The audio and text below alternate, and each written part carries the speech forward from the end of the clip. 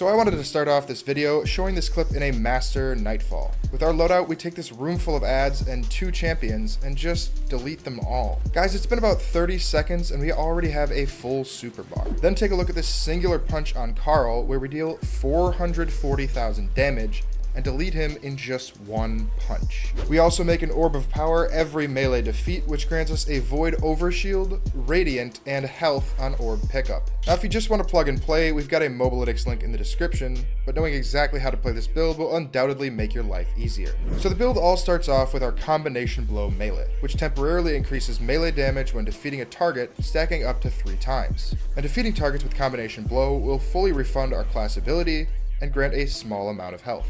Our class ability, Gambler's Dodge, will then fully refund our melee when dodging near enemies, and this loop can be chained infinitely. Now at 3 stacks, our melee will be doing 306% increased damage, and this will be the core of our playstyle. But with the correct pairings, we will be able to increase this damage to a whopping 5,400% increased melee damage. For our other abilities, we take Grapple Melee and Triple Jump for mobility, and the Deadfall Tether Super for crowd control and damage boosting. Now our aspects and fragments are vitally important to this build because they give us Transcendence uptime, as well as some much needed survivability and lethality. For our first aspect, we want Winter's Shroud. We dodge to slow nearby enemies, and slowing targets briefly increases your class ability regeneration. Now the second part is not necessarily needed, but should our gameplay loop get messed up, it's good to have. It's also worth noting that with the slowing effect, this means we can stun overloads with slow and unstoppable champions with shatter. Our second aspect is going to be Threaded Spectre. Activating our class ability leaves behind a decoy woven from strand matter that draws attention of nearby combatants. After taking significant damage or when combatants approach,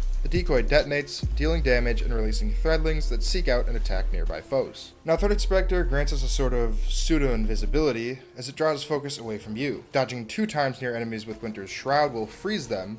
However, the real synergy of this aspect is with our first fragment, Facet of Courage. Now Facet of Courage states our Arc, Solar, and Void abilities deal increased damage to targets afflicted with darkness debuffs. This appears to be about a 10% increase to the damage, however when stacking with the already 306% increased damage from the Combination Blow times 3, this is one of many ways that we will boost our damage to that sweet 5,400% increase. Our second aspect is going to be Facet of Sacrifice. While we have an Arc, Solar, or Void buff, Ability Final Blows will grant us bonus Darkness Transcendence energy. While we have an Arc, Solar, or Void buff, Ability Final Blows will grant us bonus Darkness Transcendence energy. Now these buffs include Amplified, Cure, Radiant, Restoration, Devour, Invisibility, and Overshield. If you didn't know, rapid defeats with Combination Blow will actually make you amplified, so that's one of many buffs that qualify here. But we could also proc it with Overshields or Radiant from our third and fourth fragments, Facet of Purpose, and Facet of Dawn. With Facet of Purpose, picking up an Orb of Power grants either Amplified, Restoration, Frost Armor, Woven Mail, or Overshield based on the damage type of our equipped super. Since we are using the Deadfall Tether Void super, picking up an Orb grants us Overshield. Facet of Dawn grants us Radiant for powered melee hits, and powered melee final blows make us and nearby allies radiant as well. This gives us a 25% increase to our weapon damage and grants us the ability to stun barrier champions, meaning we now have the ability to stun all 3 champions, which is vital for true endgame builds. Now our last 2 fragments will help keep us alive. We're rocking Facet of Protection and Facet of Blessing. While surrounded by combatants, Facet of Protection grants us a 15% damage resist, with that effect being boosted to approximately 32% while Transcendent. Facet of Blessing starts our health regeneration on melee final blows, and while Transcendent, melee final blows also starts health regeneration for nearby allies. So with these aspects and fragments, we not only already have some massive melee damage, survivability, and high uptime on Transcendence, but our brand new exotic class item is what takes this build to arguably the best it has ever been. Now the role that we're chasing is Spirit of Assassin and Spirit of Liars. Now Spirit of Assassin will grant us invisibility on melee or finisher final blows, making it an already great pairing for our build. However, when we combine that with Spirit of the Liar,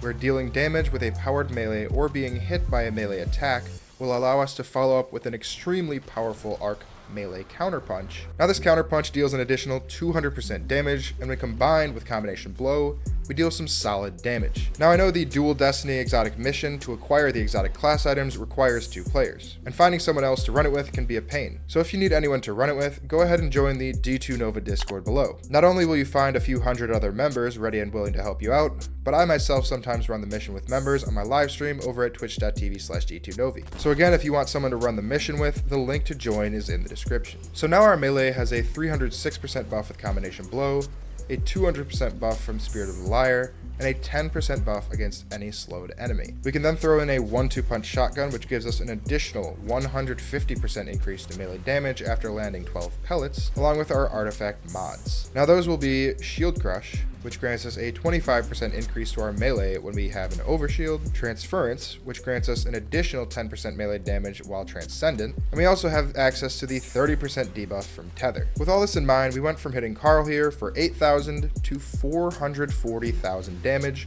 per melee. And after every melee defeat or finisher, we gain invisibility and health thanks to Spirit of Assassin and our Fragments. And we haven't even spoken about our exotic weapon, Witherhoard. Now Witherhoard is a great option because of its damage over time capabilities paired with the Radiant buff. Oftentimes, as you'll see, I'll hit a barrier with Witherhoard, run in and melee them, and as soon as their shield is up, the Witherhoard damage plus Radiant destroys their shield, allowing us to take them down with relative ease, even in master level content.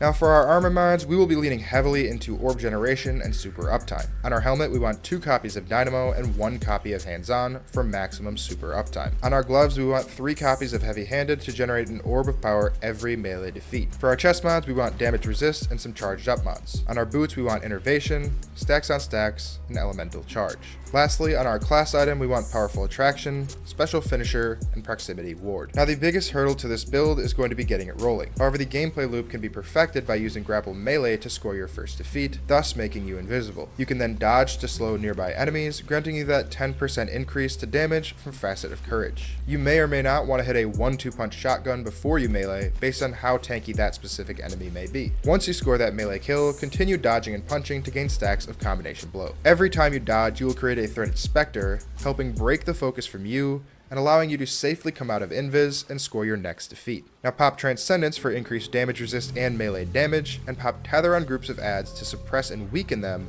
allowing you to swoop in and clean up. In the event you come in contact with a champion, a Witherhoard shot followed by a few 1-2 punch melees will easily clean up barriers, and simply dodging near the other 2 champions will slow or freeze them if done 2 times, allowing you to clean them up as needed. If you want to take this build into a raid or dungeon setting, a simple swap of the exotic or heavy to fit your needs is absolutely an option, as Witherhoard in this case is primarily used for ad control and barrier stunning in master and higher content. Comment what you think below, and if you have any different variations of this build, I'd love to hear about them.